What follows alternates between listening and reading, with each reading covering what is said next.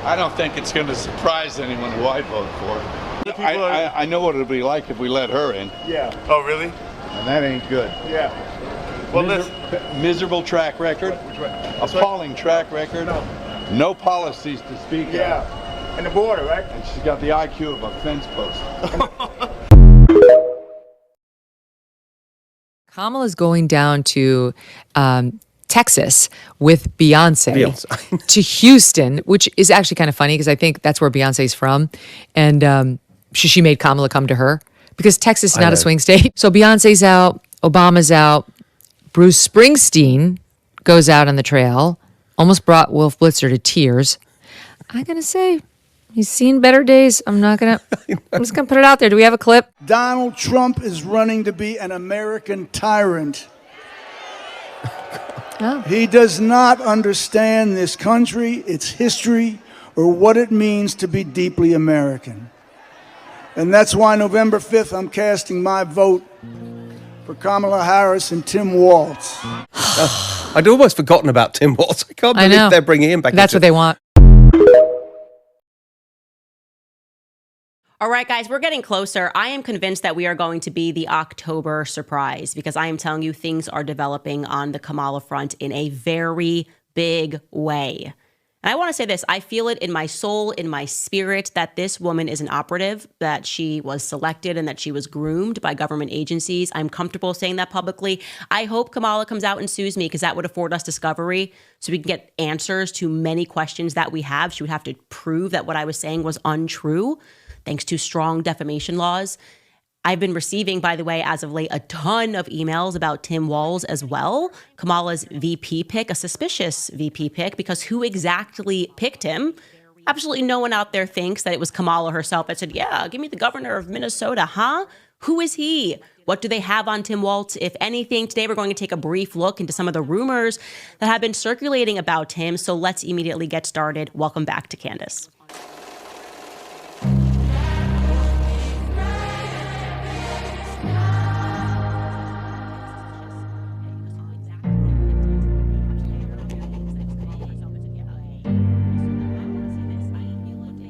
All right, so right at the top, in case you guys missed the update on Instagram, yesterday, obviously, we covered the article that was written by former Japan Times editor Yoichi Shimatsu, who claims that he ran the same circles as Kamala Harris in Berkeley, personally hates her, made that very clear, hates her mother, who he claims was a part of the MK Ultra program.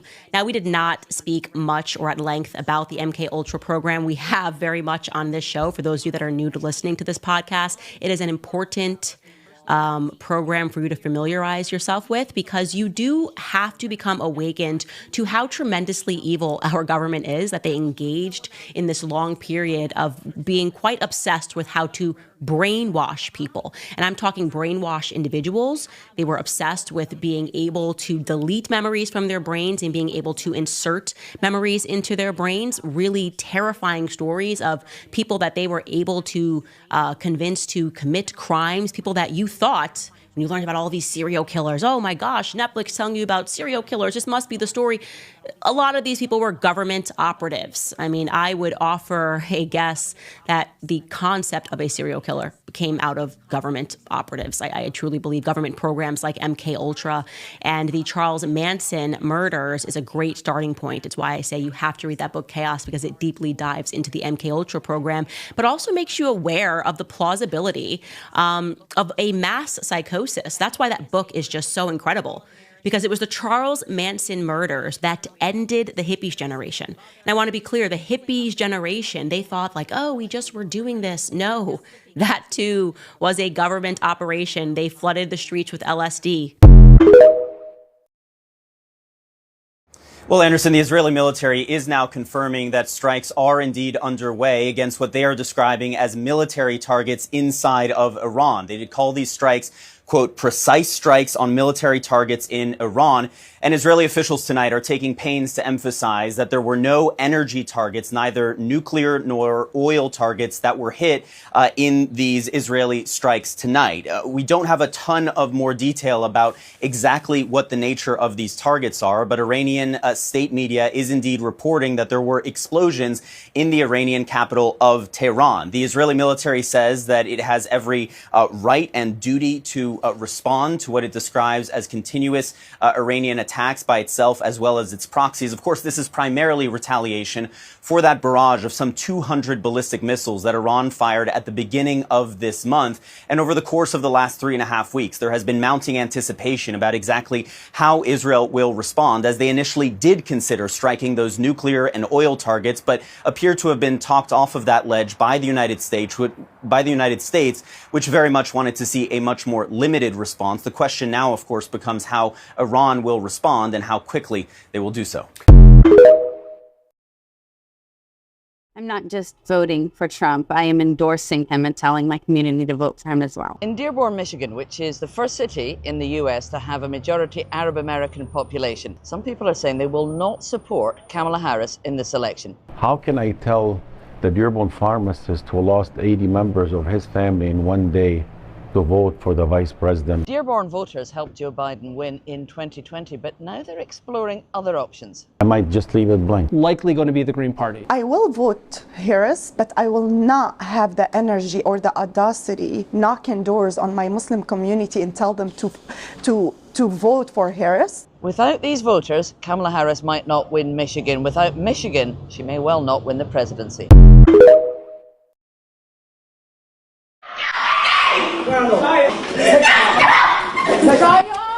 Three kids aged 11, 12, and 16 were arrested by the FBI for allegedly robbing a Wells Fargo bank in Houston. Two of the boys' parents turned them in after the FBI released this surveillance footage.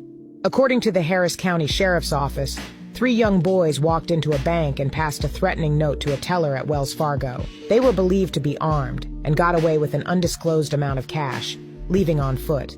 However, witnesses said they didn't see any weapons. The trio looked so young that the FBI have called them little rascals on social media. Once the surveillance photos were released, the sheriff's office says tips started coming in.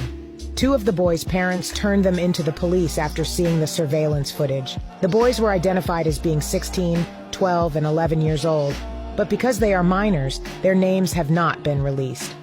FBI Houston said on social media, all three suspects known as the Little Rascals are in custody, charged locally with robbery by threat.